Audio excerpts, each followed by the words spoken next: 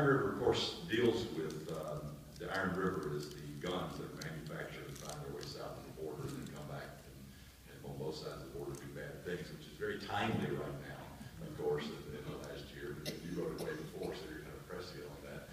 What about that, in your research of that, did you find most interesting or most disturbing in that whole milieu of gun running? You know what I found out, or only in retrospect, or I realized I was finding it out, but I think now looking back on the research that I did in the Times for, you know, say 5 years ago when I was working on that book, I really got into the Iron River idea of, you know, the guns and the drugs and the cartels and all that stuff, and the stories graduated down along the border, kind of moved physically. And I think what surprises me most now about it is when I first started doing research, say 5 or 6 years ago, along these topics, the big news was in the gun running part was these small, tiny little shipments of guns that would cross the border in cars.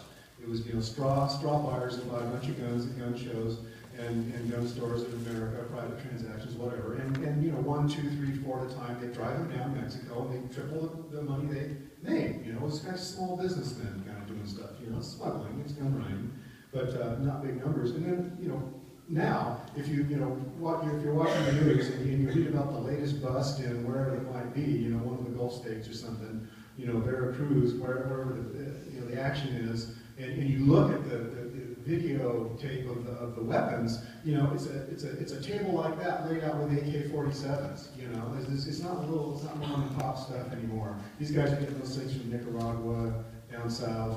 They're coming over, you know, from China, whatever, in big shipments. And so the whole gun running kind of went from mom and pop, and even sort of quaint in a way, to what it is now, which is, tables of AK-47s for bad guys to shoot each other with.